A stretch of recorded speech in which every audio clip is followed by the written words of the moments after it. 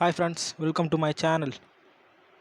இன்றைக்கி நம்ம என்ன பார்க்க போகிறோம்னா, தமிழ்நாடு அரசு போக்குவரத்து கழகம் வெளியிட்டிருக்கக்கூடிய 3274 போஸ்ட்டுக்கான விண்ணப்பம், father's name, gender, mobile number, confirm mobile number, alternate mobile number join பண்ணணும். அப்புறம் அது வந்து கன்ஃபார்ம் நம்பரும் இது பண்ணணும்.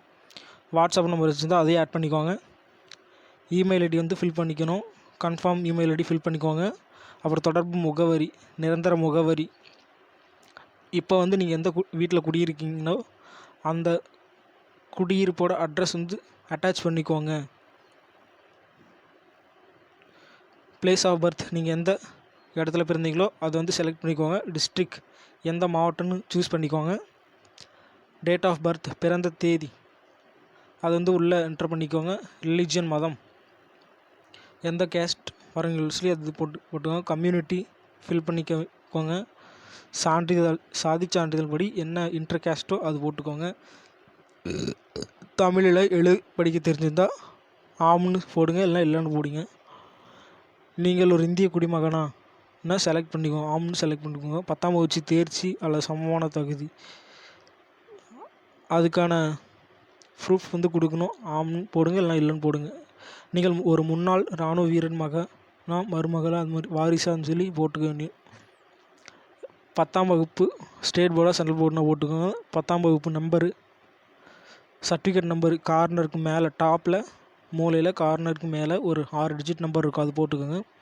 நீங்கள் 10ஆம் வகுப்பு தேர்ச்சி பெற்ற ஆண்டு ஃபில் பண்ண வேணும். ஃபஸ்ட்டு வந்து நம்ம டிரைவிங் லைசன்ஸ்க்கான டீட்டெயில்ஸை பார்க்க போகிறோம். ஓட்டுநர் உரிமம் எண் ஃபஸ்ட்டு போட்டுக்கிட்டு,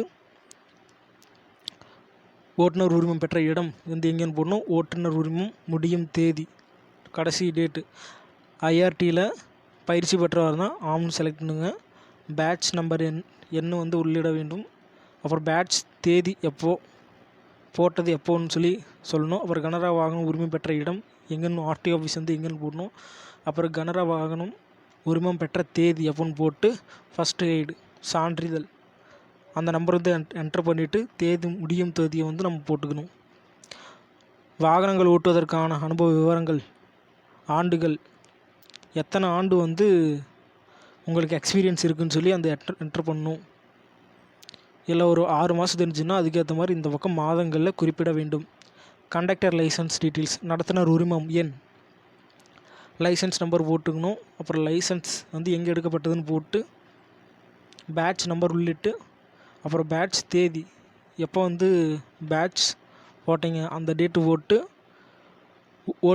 நடத்துனர் உரிமம் வழங்கப்பட்ட தேதி அதையும் உள்ளிட்டு, அப்புறம் உரிமம் முடியும் தேதி அதையும் உள்ளிடும். அப்புறம் நீங்கள் அதாவது தமிழ்நாடு போக்குவரத்து துறையில் ஒரு சிறப்பு சலுகையாக எம்ப்ளாய்மெண்ட்டில் பதிவு பண்ணியிருந்தீங்கன்னா அந்த நம்பரும் வந்து உள்ளே வைக்கிற மாதிரி இருக்கும். இவங்களுக்கு வந்து ஒரு சிறப்பு சலுகையாக அவங்களுக்கு வந்து ஒரு ப்ரீஃபரன்ஸ் கொடுக்குறாங்கப்பா. ஃபிசிக்கல் ஃபிட்னஸ் பார்த்தோம்னா ஹைட், உயரம் சென்டிமீட்டர்ஸில் இருக்கும். அதாவது 160 160க்கு மேலே தான் இருக்கணும்னு சொல்லியிருக்காங்க. வெயிட் வந்து ஒரு 55க்கு மேலே இருக்கணும், அது மாதிரி சொல்லியிருக்காங்க. அட்டை குறிகள், அதாவது 10வது மார்க் ஷீட்டில் அந்த அங்க அடையாளங்கள் வந்து குறிப்பிட்டிருப்பாங்க. அந்த அங்க அடையாளங்கள் வந்து நீங்கள் பார்த்து தெரிஞ்சு வச்சு எழுதி இதில் ஃபில் பண்ணிக்கோங்க. தெளிவான கண் பார்வை கொண்டவரா, ஆம்னா ஆம்னு போடுங்க, இல்லைன்னு போடுங்க. அடுத்தது பார்வை நிலை விஷன் வந்து கரெக்டாக இருக்கா இல்லையான்னு சொல்லி ஃபில் பண்ணிக்கோங்க. கலர் பிளைண்ட்னஸ், அதெல்லாம் இது நார்மலாக தான் இருக்கும், அதெல்லாம் எதுவும் ஃபில் பண்ண வேணாம், நோன்னே போட்டுக்கோங்க. அதாவது உடல்நல குறைபாடு ஏதும் இல்லாதவரான் ஆம்னு போட்டுக்கோங்க, இல்லைன்னு போட்டுக்கோங்க. கிரிமினல் குற்றத்துக்கு நீங்கள் எப்பயாவது தண்டிக்கப்பட்டிருக்கலாம், ஆம்னு போடுங்க, இல்லைன்னு போடுங்க. சிவில் கிரிமினல் குற்றங்கள் தற்போது நிலுவையில் உங்கள் மேலே இருக்கா, ஆம்னு போடுங்க, இல்லைன்னு போடுங்க.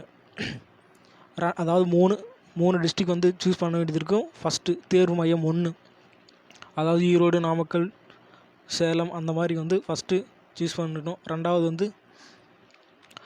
வந்து திண்டுக்கல், மதுரை, அப்புறம் சென்னை அந்த மாதிரி சூஸ் பண்ணிக்கணும்.